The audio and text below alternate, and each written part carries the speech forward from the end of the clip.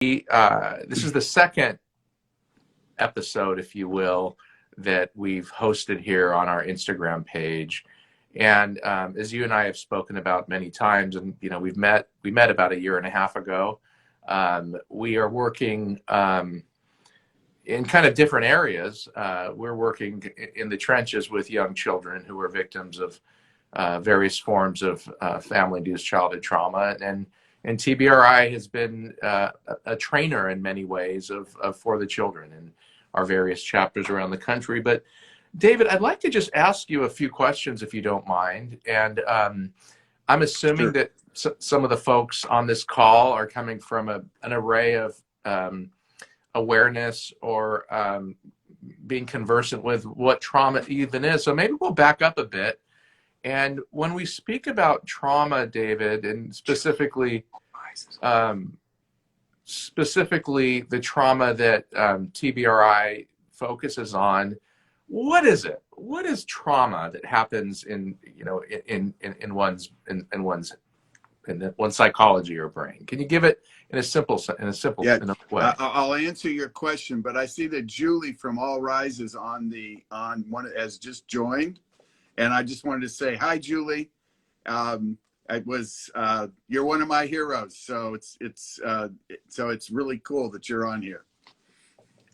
So anyway, I don't know if that's kosher or not. So no, it's not. It's not kosher. That's your first verbal warning, and after that, we're going to have to go to a written demerit. Right. One of the great things about this, David, was given all your experience on Instagram, it is just so relational. Just to see faces pop up. I saw Amanda Purvis pop up, who of course is one of our heroes, and so it is a great way to relate. And I want to say to those of you joining, I would love to have a Q&A time at the end. We're going to go for about 20-25 minutes. But David, explain to us, what's trauma? What the heck is this thing? We've all heard the term. What does it mean? All right. So there's kind of two kinds of answers to that. One kind of answer is, what are the kinds of experiences that are traumatic?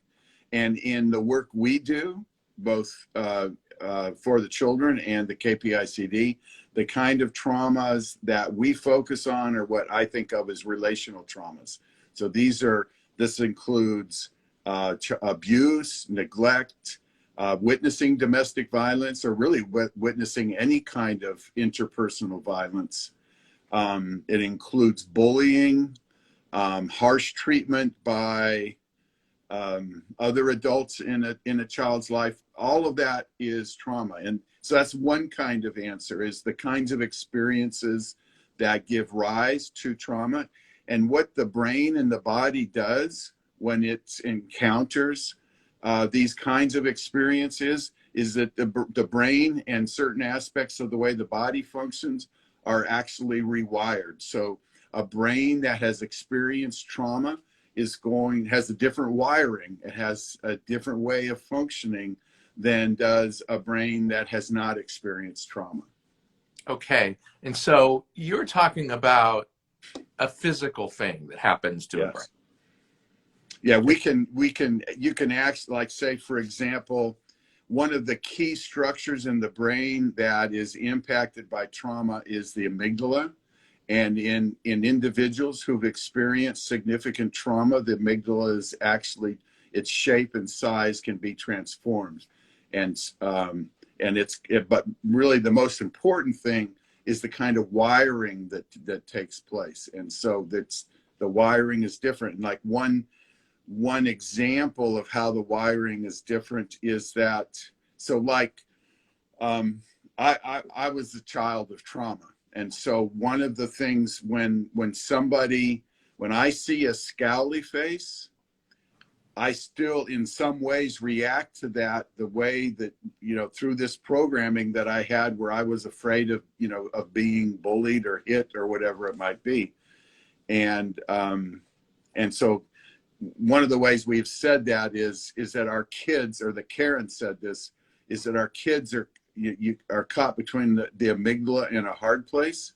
The hard place is the trauma. The amygdala, it drives our fear response.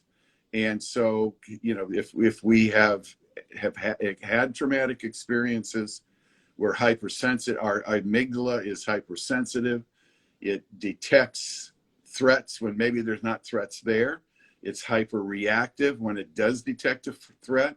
It responds over the top. We lots of times refer to these as meltdowns, becoming aggressive and so on. So yeah, so something to contrary to kind of some of the folklore out there that, get over it, or, shell shock, suck it up, pull yourself up by the bootstraps.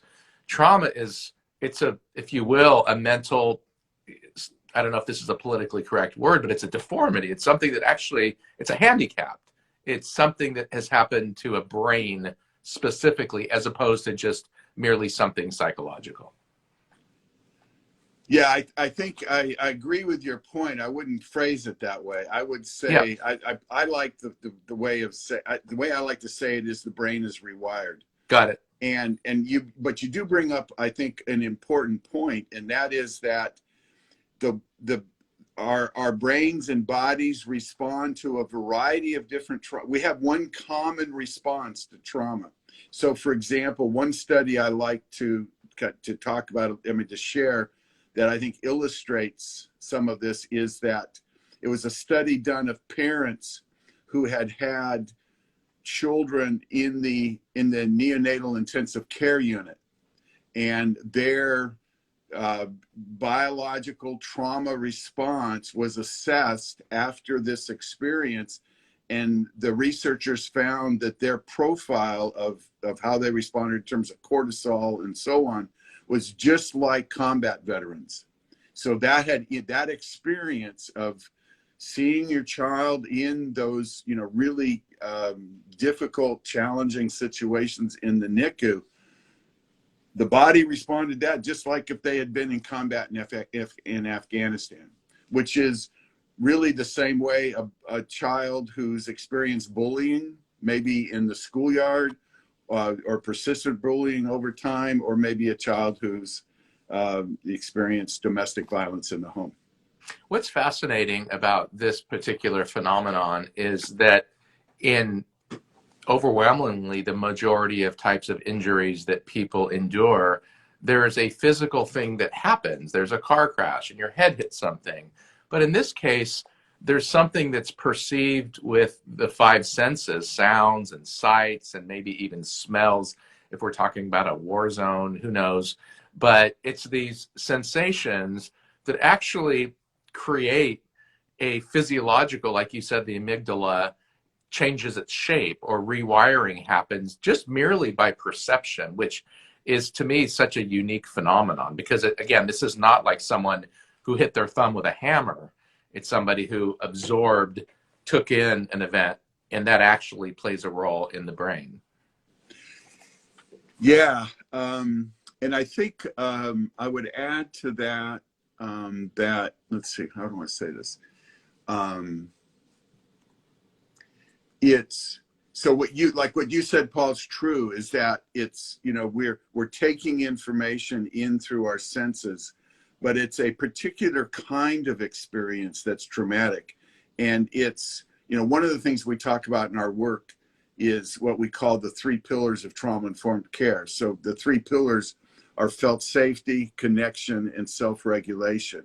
And self-regulation appears because for individuals who have experienced trauma, it can be really hard to regulate our emotions, our thoughts, our behaviors. But a key element of that is the felt safety. And I think what is traumatic is when an experience will impact us traumatically, I guess I'd say, if we don't feel safe. So if you have a child who's in a home and a husband is, his or her father is hitting his or her wife, the child's not going to feel safe. That's you feel, and that's the same way if they, for a combat veteran who maybe has, explosions occurring around them, it's a threat.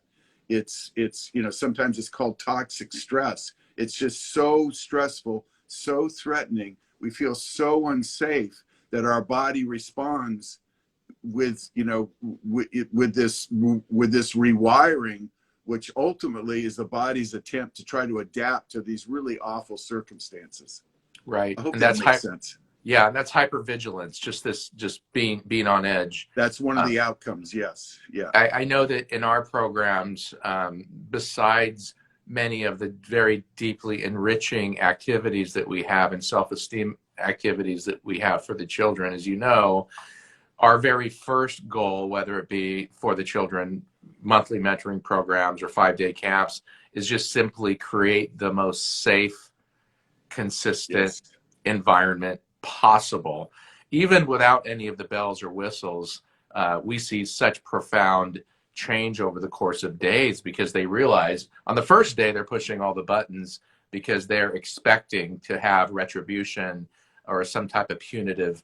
But by day 3, typically you see that their brains have been rewired and they realize, wait, this is a safe place. This is not like those other places that I'm used to living on edge. David, I want to ask just a little bit about TBRI. I mean, it's a little bit of a loaded question. Can I, before you ask that, can I comment on what you just said, Paul? Please do. So going back to the 3 pillars, the part of a big part of why your kids begin to feel safe is because your staff build connections with those kids, healthy connections. And in those 3 pillars, felt safety, connection, and self-regulation, the central pillar is connection. We as humans, we derive our felt safety primarily from our relationships with others. And what you are offering is a safe place with safe people and the opportunity to build safe, healthy relationships. And that the payoff is felt safety and an emerging capacity to regulate their emotions and so on. Absolutely. Would you agree with this, David? For all I know, you coined the phrase, but I heard this maybe 8 or 9 months ago. And the statement was, what is broken in relationship can only heal in relationship. And there seems to be something fairly profound about that. In other words, a child that's been severely neglected and abandoned or abused, you can give that kid all the bicycles and backpacks and computers that he or she wants, but that is not going to mitigate. It's not going to create the reestablishment of safety through relationship. Would you agree with that idea that what's broken in relationships has to somehow heal in relationships? Absolutely. I think that's been part of our, I guess, mindset from way back in the beginning when we it's again, it goes back to felt safety and it goes back to connection. I mean, we are as human beings, another thing we say is, and this is something I'm borrowing from the authoritative communities folks, but is that children are born hardwired to connect. And the reason, and that's the most important thing. It's the challenge, the major developmental milestone of the first year of life. One reason it's so important is because through that connection, we develop a sense of felt safety, a sense of security. When we talk about secure attachment, well, we have a secure attachment because of the consistency and the quality of caregiving. And it's important that we feed our kids. It's important that we play with our kids, but ultimately it's that relationship which is what drives the engine, if you will. I'd like to get into your question. I hope I did. No, you did. I'd like to get into some questions more specifically about TBRI, how you know that it works. But it's a loaded question, but just give us a short snapshot of how all this got going, 12, 13, 15 years ago, how you happened upon this modality that now is being used all over the world. And certainly for the children, we are big practitioner, many of our executive team are practitioners and many of our volunteers are as well. How did this get started? Well, it's kind of a miracle, really, when you think about it, because Karyn was, when we started this, Dr. Purvis was a student in my lab. we had been approached through a connection made in one of our research projects by a group of families that were struggling with their adoptions. And actually the original concept was to come up with a camp that would offer respite to the parents. And Karyn planned it. She organized it. She, you know, it came out of her head.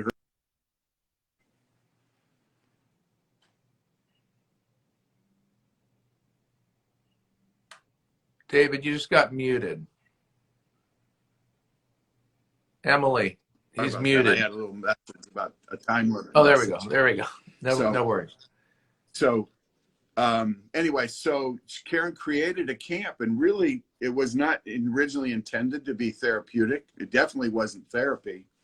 But it turned out to be highly therapeutic. And one of the families, you know, what we were told almost without exception was this is the first thing that worked in the lives of these families. And so then we just continued to develop the camp. And then eventually, once we realized it was something that was pretty special, we started taking it into other arenas. And you think that extra time, you know, we have been in this business, if you will, for 32 years. We're absolutely convinced that the transformation that we see in 5 days with many of these children who are suffering, walking victims of PTSD, we see dramatic change within 5 days, as opposed to situations where we maybe mentor them 3 hours once a month. And so you're substantiating the idea that more immersive time has a higher level of healing for these kids. That's what you. Well, yeah, yes. If the right things are being done. Yeah. Yes. Yeah. Yes. Yeah. Absolutely. What are the primary benefits and results of utilizing TBRI? I mean, you guys are training law enforcement, judges, teachers for the children. I mean, you're training a whole swath of different entities out there. What would you say are the primary benefits? Well, I'd say the primary benefits are healthy people. Again, I guess I come back to those three pillars. I mean, if a child or a young person has benefited from experiences that are TBRI informed or trauma informed, then they're going to have the capacity to build healthy connections, healthy relationships with peers, ultimately with a significant other, with their parents. They're going to feel safe in their skin. They're going to feel safe in the world. They're going to be, and then they're going to be able to self-regulate, or they're going to be able to cope. And so they are, like one of the descriptions that comes from, some of Alan Struth's work is he describes a child in their study who was able to experience the full range of emotions. So when there was something fun that happened, they could experience joy, they could experience satisfaction or pride, they could experience a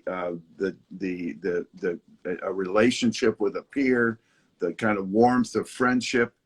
But then if there was something bad happened, they could experience that. So I think one way of thinking about the outcome is that a young person begins to experience the full range of emotions, and not a really limited range that is defined by the trauma. I have to say, in my 3 years here at For the Children, I couldn't tell you how many of our directors have said that they get reports back from the foster parents, or reports back from the bio parents, or back from the group home leaders. And many times after just 1 week, the report will be, what did you do to my kid? This young Johnny is 7 years old and he never cried once. And now he's expressing emotion, or he's now talking about incidents that happened to him that were difficult incidents, or he's laughing and interacting with the other kids in the group home. This, to me, in my, again, 3 short years, is probably the biggest, I guess, barometer of how this type of modality allows children to start feeling and expressing emotions, which, as you know, many of them are just, they become shut down and they don't trust anybody. And we hear that all the time. Yeah, that makes sense to me. So how do you know, I mean, this is a bit of a loaded question because I already know the answer because it works for us, but I mean, how do you as a team, I've been to your, you know, your amazing center there in Fort Worth, and how does your team know that this is working? Do you get some of these practitioners reporting back to you? And again, you're dealing with, in our case, we're dealing exclusively with children. Like, we're in the trenches with children, but you're dealing with judges, you're dealing with teachers, you're dealing with quite a broad group of folks that you're training. How do you guys know that, you know, this is having the effect that you want it to? And again, it's a loaded question because we would certainly say it's profound. But what are you guys learning? What are you hearing back from the field? Well, the Institute, we have a research arm of the Institute, and through our research, we've documented positive outcomes, and TBRI now is listed on evidence-based registries. So we have that kind of formal evidence. We're also in the process of writing up what we think of as implementation stories of our partners. And what we look for in those stories are what I think of as natural metrics. So, for example, like say in a juvenile services context, what we see is a reduction a significant reduction. And when I say significant, I mean like a large drop in suicidality. We see fewer restraints, fewer constraints, change in the culture. So, in a school setting, we'll see fewer visits to the principal office, fewer suspensions, more time in class. So I think we're really oriented towards what those metrics that matter. So we see a lot of that in one of our partners in Louisiana. They've reduced the placement disruption rate from about 50% to about 5% through a TBRI-based training program. And so I can go on and on about that. But in my mind, one of the strongest indicators of TBRI's strength and power is simply the fact that what the Institute has to offer is in such high demand. It's word of mouth, and we get we actually, one of our most significant challenges, maybe our most significant challenge as an institute right now, is how do we meet the demand for what we have to offer? I mean, we can't do it right now. So we're we're constantly challenged with how do we meet the needs? So, and when you look at, you know more about this than I do, but when we look at the history of the topic of trauma in this nation, it's not been so pretty, going back to shell shock, which was trauma, and we tried to shock our soldiers' necks to get them to speak, after World War I. And then, of course, we have combat fatigue, Vietnam. Unfortunately, we started talking about the effects of trauma on soldiers. And then, of course, the whole domestic violence movement in the early 70s. Before then, women never got together and spoke about the effects of domestic violence on their well-being. Of course, Judith Herman was a big pioneer in kind of raising the issue in the early 90s.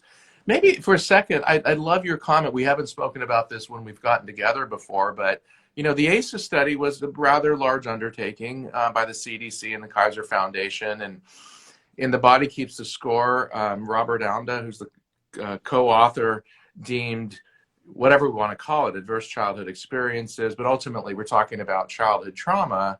And I'm quoting from him in The Body Keeps the Score, our nation's gravest and greatest health crisis. this is the thing that leads to academic failure, teenage pregnancy, illicit substance abuse, sex trafficking, homelessness, crime, incarceration, prison, and rehabilitation. And it doesn't surprise me that you guys can't keep up, because it seems like there's a moment in our nation's history where finally this issue that kind of fell flat in 1990 when the ACEs study came out. It's not as if there was a big movement. It kind of seems like TBRI has really, probably not out of any incredible marketing plan, but you and Karyn a decade ago put this together, and suddenly the phones are ringing off the hook, and you were trying to keep up just because of the prevalence of this this event. David, we're going to get some questions, but before we do, assuming we have some folks that haven't been trained, what does one need to do? How can you explain the training process for practitioners, people that, as you know, Jeff and Carrie here in our office at For the Children are TBRI practitioners, and many of our directors are, but what does that process look like? How do you become a TBRI practitioner, and what is a TBRI practitioner? Well, yeah, that's a loaded question, Paul. So, Another one? Yeah, that's probably the most loaded one so far. So first of all, when we started practitioner training, it was literally a train the trainer program, and we have a product or a resource called the TBRI Caregiver Package. And it was developed by Karyn and Dr. Call and Dr. Hursta Luna many years ago. And so the practitioner training, the rationale was we wanted people to know some facts about TBRI, about trauma, about attachment before they could use this package. Since then, the training has evolved in two different ways. One is we now, in those early days, we were really focused on child welfare contexts. And you mentioned earlier, the TBRI is now being used not only in foster homes and adoptive homes and the homes of biological parents, but it's being used in schools, juvenile service context. We're actually developing a package right now for law enforcement training.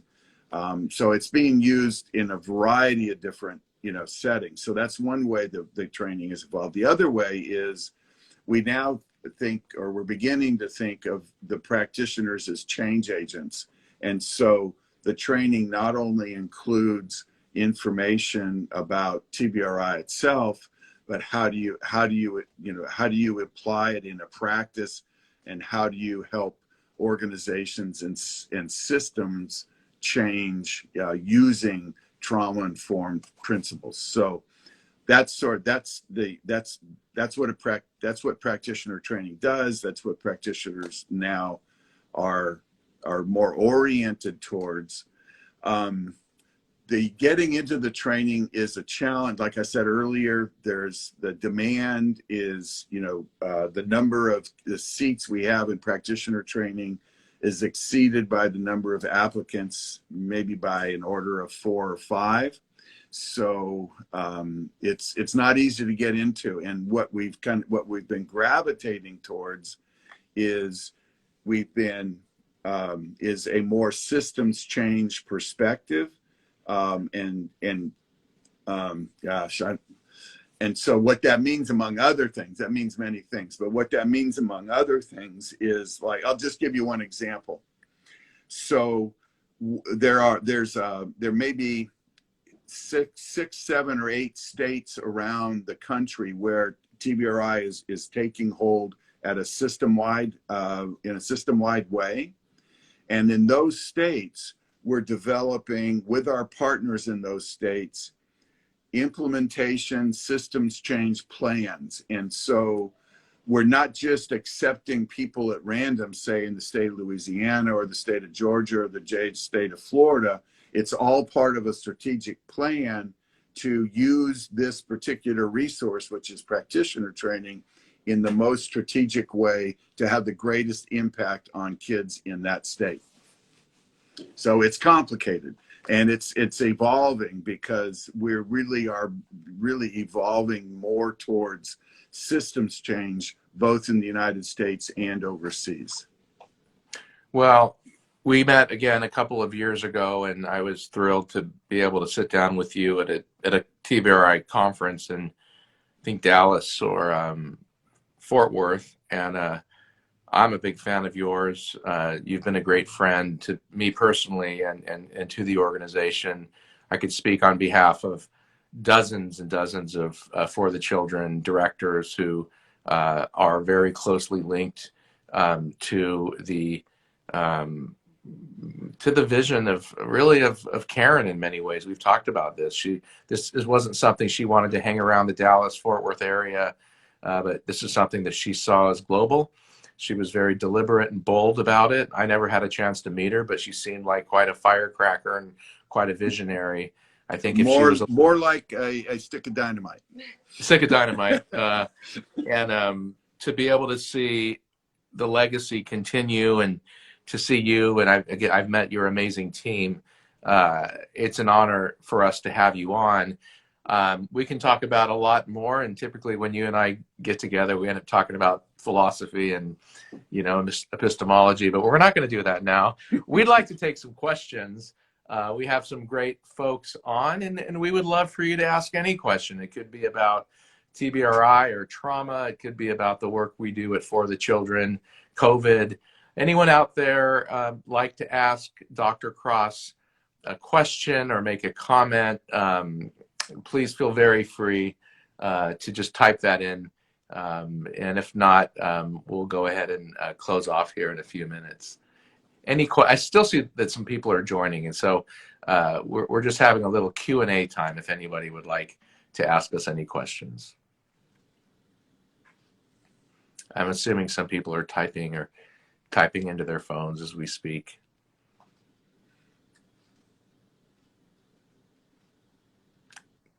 Let's give it just another minute. As we're waiting for any questions that come out, Dr. Cross, are you back on the road at all? Are you still hunkered down in Dallas? I'm making my first trip since COVID next week, going to a little elementary school on the Navajo Nation that's implementing TBRI. Fantastic. So the first question is no question, just loving hearing Dr. Cross talk. Well, there you go. There you go, sir. Yeah, thank you very much. Any other thoughts or questions? I love this format. I know there's a wide variety of people out there. She just says, I just want to thank you for the description of trauma. The word is thrown around lightly, and grateful for this time. Thank you. Can I say something about that? Please do, sir. So when we started this work, we started this work before trauma was a thing, and nobody was talking about trauma-informed this or trauma-informed that, for us, the conceptual framework that the TBRI was grounded in was attachment, and these things tend to be faddish, and so attachment was huge then, and we had attachment parenting and all the rest of it. And then trauma became a thing. And so we said we were and TBRI is trauma informed. And now we're talking about, ACEs and PACEs and, and epigenetics and resilience and the rest. But my point is that it's important to understand trauma, but it's equally important to understand attachment, because if you really want to understand the impact of trauma, you have to think about it as impacting a human being in the context of attachment processes. What do I mean by that? So if you think of a young child, what's maybe the most important function of their parent is to be a secure base for that child. Now, if that parent is now a source of fear or a source of threat, then a young child literally is not designed to deal with that. and it's overwhelming. So if you're really going to understand the impact of relational trauma, you have to understand the significance of attachment relationships, or the significance of connection. So another way of saying that could be a horrible event, let's say a collision at an intersection, is a traumatic event for a 5-year-old kid that is going to have ramifications for that child. But that's a different species, if you will, than a mother and or father at a very young age abusing, neglecting, and not meeting the needs of that child. They're both trauma, but one of them's seated in relationship and attachment. The other is seated in something that happened with a car that crashed into another car. Yeah. And one way to think about that is if a child has been in and had, like, say, maybe there's been a flood, and so it's been a scary experience for a child, but if they have their parent, if their family's intact, then the family will be a source of healing and support and security for that child. But a child who is in a situation where the family's not able to provide that, then they don't have that same foundation. And yeah, we often think about, I'm glad that you said that, we often think about, we coined this term last year, our leadership, family-induced childhood trauma. And again, we're not comparing here, because what happened in the second largest humanitarian crisis since World War II in Syria was a civil unrest and a dictator, Assad. But in many cases, and again, it's still trauma, but many of these young children still had mom and dad carrying them to the refugee camp. And again, not to take away from the trauma that these children experienced, but when the parent, even right here in beautiful Southern California, is that source of trauma, it's just a different species. And I think that's your point. I think so, yeah. And I noticed one of the questions go by. I don't know if we have another minute, but like one of the questions that came up was, what if, as a parent, I'm parenting my own biological child, or I've adopted, or I'm fostering, but what if I've experienced trauma?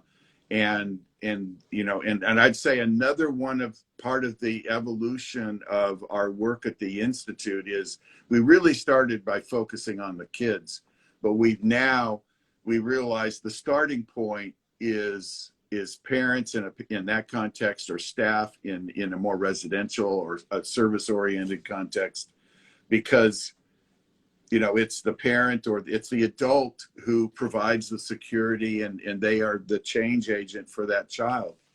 And so, so that's a great question. And that's ultimately where it has to start. We're going to just hit two more quick questions. One is, alongside TBRI, what other therapies, practices would you recommend to foster parents or adoptive parents taking on a child with a history of trauma? Are there any other, off the top of your head? And if there isn't, two that come to mind, one is Circle of Security, and we're big fans of Circle of Security, and it's a therapy for parents, and it's terrific. And so Circle of Security would be one. Another one is, one of our favorite partners is a gal named Marty Smith, and she's an occupational therapist, and she actually blends our model together with Bruce Perry's model, together with her own training as an occupational therapist, to really to address the physical, bodily, sensory needs of kids who've experienced trauma. So, thank you. Our last question, and David, we so appreciate you, and I look forward to having breakfast with you soon, but how to meet the needs of the child when the parent, this is kind of to your point, has had their own unmet needs through child adulthood. I think that's pretty fused with what you just said. Yeah, and what I'd say about that, Paul, and this is something I wanted to say, is that the way we've, again, our own practice is evolving, and one of the things we've come to recognize is that the Institute needs good partners, like for the children. Okay, so there's things for the children. You know, we can it's like Karyn used to say, steel sharpens steel. So you make us better, we make you better. Okay. But I think what's related to that is that what we all are, and I don't know, maybe it's not a great answer to the question, but it is a sort of answer to the question. And it's that we really have to change entire systems. We have to change the way school teachers work. We have to change the way parents are supported. We have to change the whole realm of entities or that touch a child's life. I'm not doing a good job. What am I? So well, I think if I can, I think here's the question: how can we say together, like say your organization and mine, and then whatever organizations we bring into that, how can we support that parent? That's what we do. And it's up to all of us. So we can provide resources.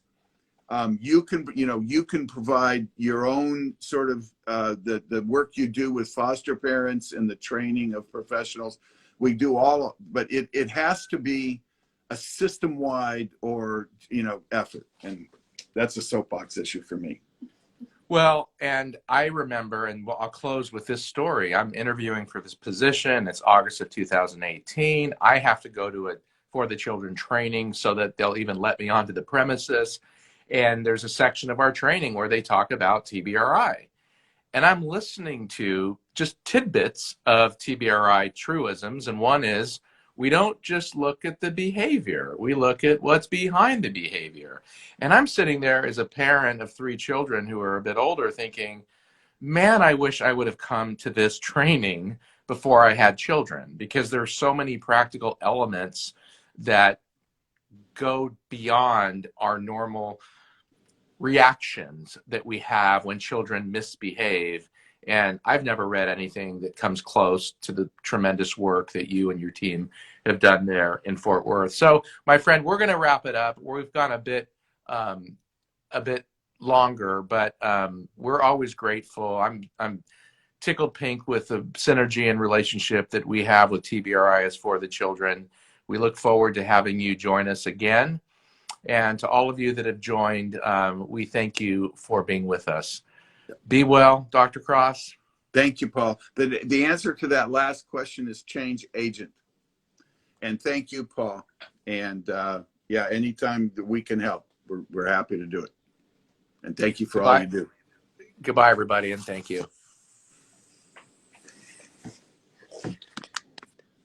Now I have to learn to turn this off.